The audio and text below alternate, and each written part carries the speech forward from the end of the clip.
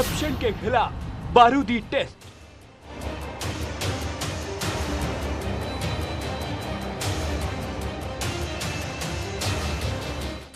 तीन सेकंड और हिल गया अवैध साम्राज्य।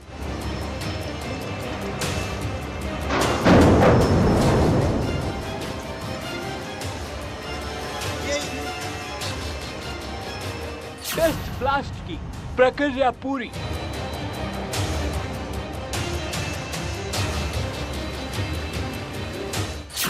बाईस मई को मिट्टी में मिल जाएगी इमारत।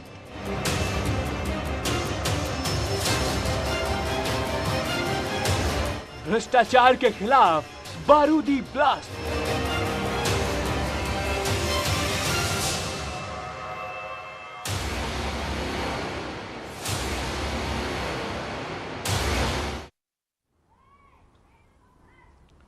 नमस्कार, मैं हूं अनुपम मिश्रा और इस वक्त हम सुपरटेक ट्विन टावर के पास बिल्कुल सामने खड़े हुए हैं। यहां पर सेक्टर 93 में, जहां पर आज दोपहर 2:30 बजे, आपको बता दें कि सुपरटेक ट्विन टावर को लेकर के जो टेस्ट ब्लास्ट था वो यहां पर हुआ, जिसकी आवाज काफी देर तक यहां पर सुनाई दी। 6 पिलरों में आपको बता दें कि यह टेस्ट ब्लास्ट किया गया। और सबसे महत्वपूर्ण बात यह है कि 22 मई को अब जब इस पूरी बिल्डिंग को, जिसको आप मेरे पीछे देख रहे हैं, इस पूरे ट्विन टावर्स को गिराया जाएगा, तो उसके लिए पूरी तैयारियां यहां पर कर ली गई हैं। अब ये भी यहां पर आज इस टेस्ट ब्लास्ट के बाद पता लगाया जाएगा कि आखिर कितने विस्फोटक की मात्रा यहां पर जरूरत पड़ेगी और 22 मई को जब इन टावर्स को गिराया जाएगा तो उस दौरान क्या कुछ और एहतियाती कदम करने होंगे। लेकिन आज जिस तरीके से दोपहर 2:30 बजे इन ट्विन टावर्स में टेस्ट ब्लास्ट किया गया, उस दौरान आसपास के इलाके में सभी लोगों के लिए एहतियात बरते गए थे। ट्रैफिक के रूट्स को डाइवर्ट किया गया था और अब सबकी निगाहें अब 22 मई पर हैं,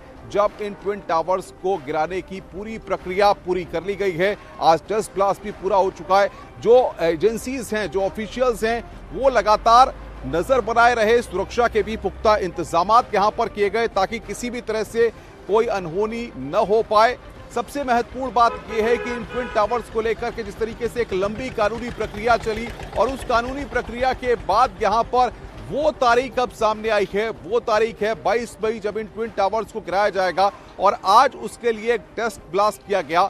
जो ये बिल्डिंग है, आपको देखिए कि 32 मंजिला जिस तरीके से इमारत यहां पर तैयार की गई है, बाकायदा इस इमारत को किस तरीके से गिराया जाएगा, क्या प्लानिंग होगी, इन तमाम चीजों को अब आज जिस तरीके से टेस्ट ब्लास्ट हुआ उसके दौरान कई आवाजें सुनाई दी। हम आपको वो आवाजें सुनवाते हैं, आप सुनिए कि इस दौरान किस तरीके से आवाज आई और ब्लास्ट हुआ जब, तब दूर दूर तक उन आवाजों को सुना गया।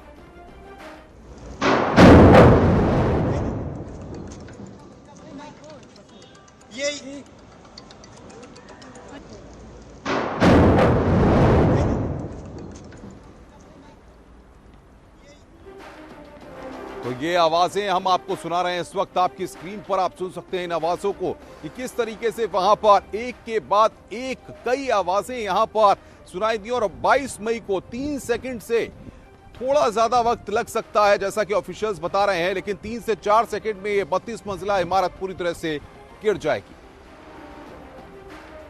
आज जो भी ट्रायल ब्लास्ट किए हैं कितने क्लियर हुए हैं, क्या क्या परम्यूटेशन कॉम्बिनेशन से अभी फ्यूचर ब्लास्ट के लिए वो प्लानिंग करेंगे।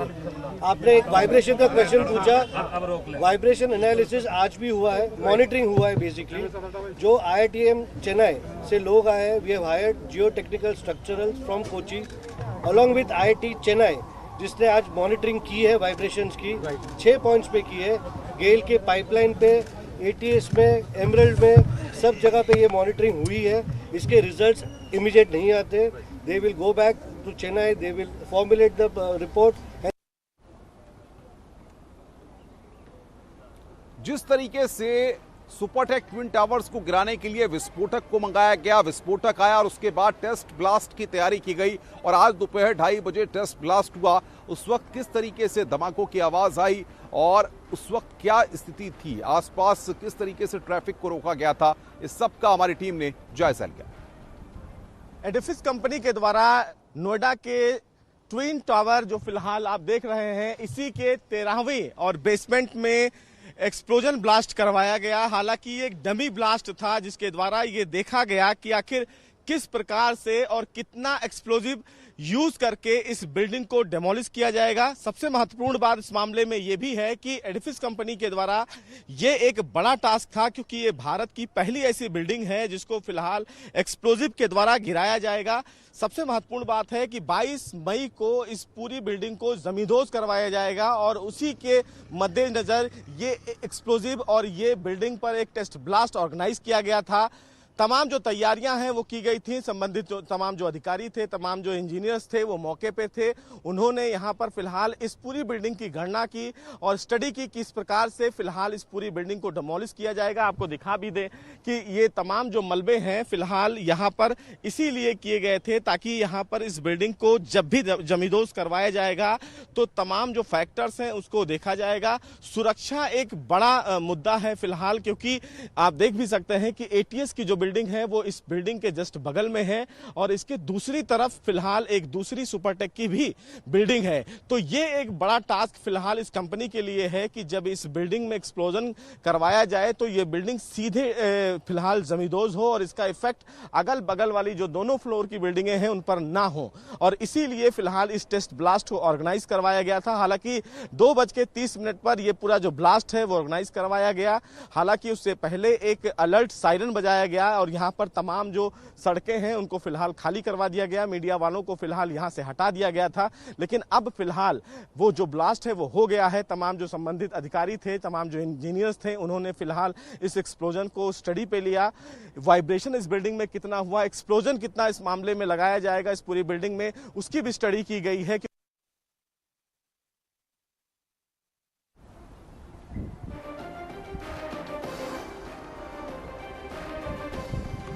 तो सबसे बड़ी बात यहां पर यह है कि सेक्टर 93A में यहां पर ये सुपरटेक ट्विन टावर्स हैं।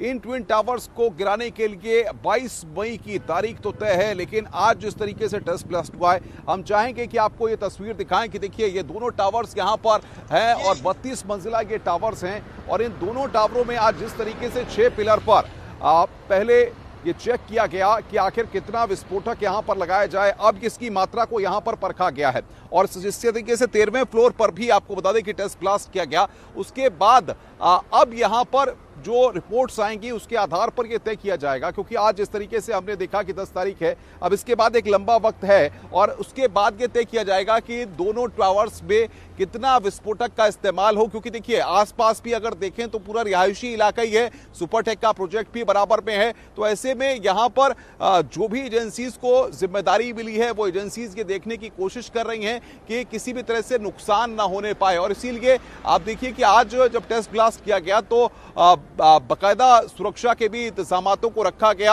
और साथ ही साथ तमाम जो मानक होते हैं इस तरह की बिल्डिंग्स को गिराने के दौरान या टेस्ट ब्लास्ट के दौरान उनको भी यहां पर खास तौर पर किया गया। आप देखिए कि 32 मंजिला ये इमारत है और किस तरीके से इसका निर्माण किया गया होगा, जब तब आप देखिए कि किस तरीके से इसका निर्माण किया गया होगा। और अब 22 तारीख को ये इमारत जो है गिराई जाएगी, जिसके लिए विस्फोटक भी आ चुके हैं, जिसके लिए टेस्ट ब्लास्ट भी हो चुका है।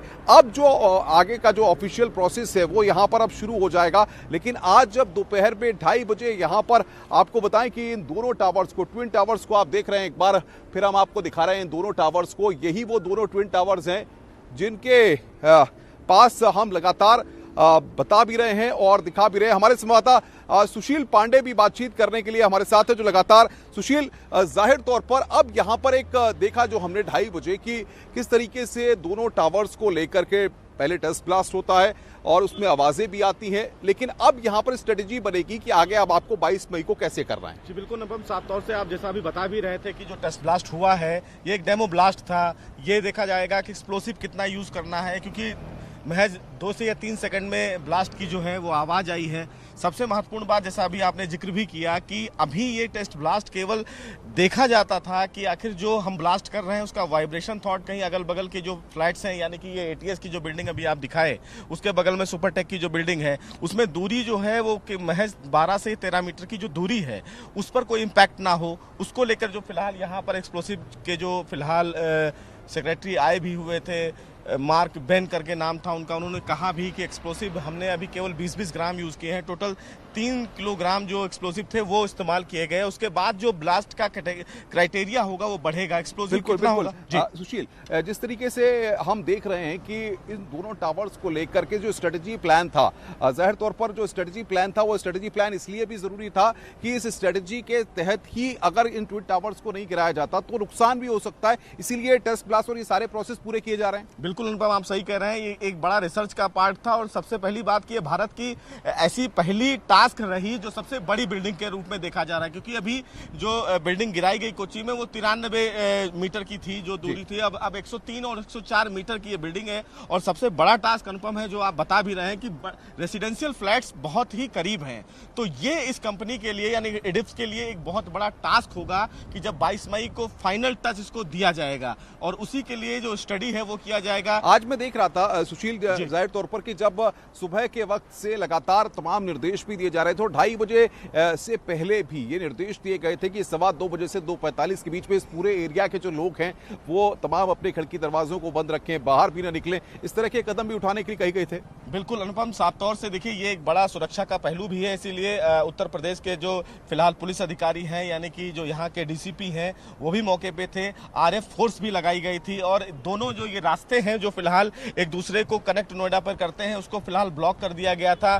यहाँ पर पुलिस फोर्स जो है एक बड़े सायरन के साथ लोगों को फिलहाल इत्तला भी दे रही थी कि जब ब्लास्ट को एक्सप्लोजिव के लिए प्लान किया जाएगा तो लोग अपने घरों से ना निकले, यानी कि 1 बजे के बाद से यहाँ पर आना जाना लोगों को बंद कर दिया गया। जो रेसिडेंट्स रहते हैं उनसे ये कहा गया कि वो अपने घरों से ना निकले, यानी कि कुल मिला के एक तैयारी भविष्य के लिए की जा रही थी कि जब 22 तारीख को इस पूरी बिल्डिंग को फाइनल टच में दिया जाए, यानी कि जब इस पूरी लेकिन सबसे बड़ी बात यह है सुशील कि जब हम देख रहे हैं कि इतनी बड़ी बिल्डिंग है, 32 मंजिला के ये टावर्स हैं, जिस तरीके से इनका निर्माण किया गया था, अब यहां पर एक्सप्लोसिव कितना इस्तेमाल होगा, कितने ग्राम इस्तेमाल होगा, किन किन पिलर्स पर इस्तेमाल होगा, ये यहां पर अब फाइंड आउट करना होगा। क्योंकि अगर आपने ज्यादा एक्सप्लोसिव लगाया तो उसके दूरगामी परिणाम खराब हो सकते हैं। ये सब चीजें स्ट्रेटेजी प्लानिंग अब कहीं ना कहीं शुरू हो जाएगी। बिल्कुल अनुपम, इसके लिए अभी ही जिक्र किया है कि सबसे पहले जो ब्लास्ट बेसमेंट किया गया यानी कि जो 5 पिलर्स पे किए गए उसमें से 3-4 पिलर्स पर इफेक्ट जो है वो कितना बड़ा वाइब्रेशन कितना हुआ। आप सही कह रहे हैं कि एक्सप्लोसिव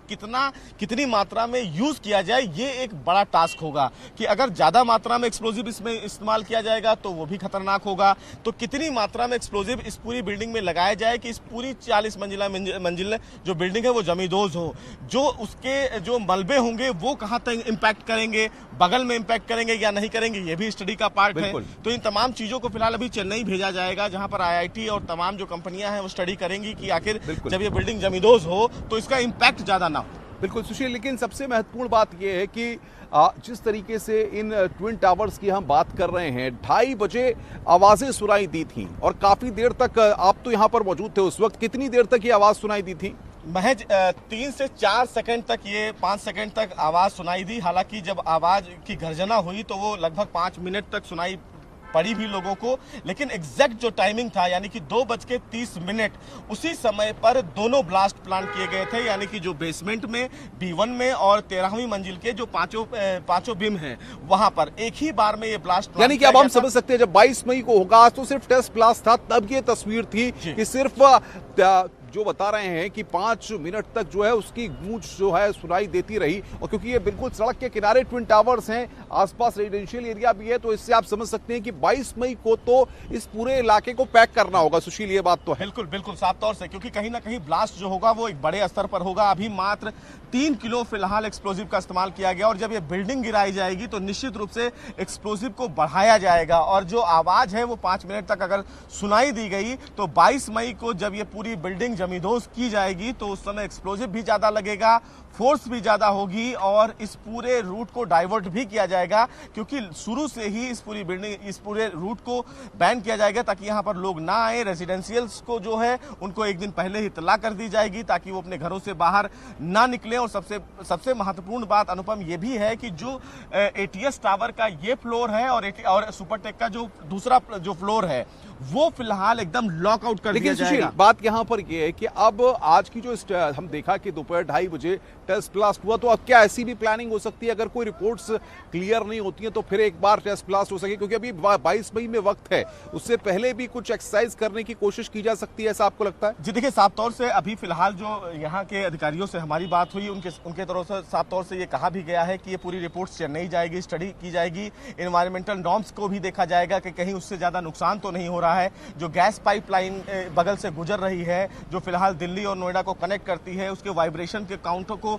भी जोड़ा जाएगा कि कहीं उसका नुकसान नहीं है। हो सकता है कि अगर इस स्टडी में कोई लेट हो रहा है, यानी कि उसके वाइब्रेशन में कोई लेट होगा, तो निश्चित रूप से एक बार दोबारा सुशील, जाहिर तौर पर तमाम चीजों को सुशील बता रहे हैं बड़ी बारीकी के साथ, क्योंकि जिस वक्त ट्विन टावर्स को लेकर के बातें चल रही थी तब से लेकर और आज जिस तरीके से टेस्ट ब्लास्ट हुआ, उस दौरान सुशील यहां पर मौजूद थे। और आपको बता दें कि अब 22 मई की तारीख तय की गई है, जिसको लेकर के अब रिपोर्ट्स यहां पर पहले सामने आएंगी और उसके बाद अध्ययन करने के बाद 22 मई को इन ट्विन टावर्स को, जिनको आप मेरे पीछे देख रहे हैं, सेक्टर 93A में ये सुपरटेक के ट्विन टावर्स हैं, जिनको गिराने की पूरी प्रक्रिया पूरी हो चुकी है। टेस्ट ब्लास्ट आज हो चुका है और इससे जुड़ा जो भी अपडेट है वो हम दर्शकों को आगे भी देंगे। फिलहाल यहां पर रुक रहे हैं ब्रेक के लिए, ब्रेक के बाद जल्द हाजिर होते हैं।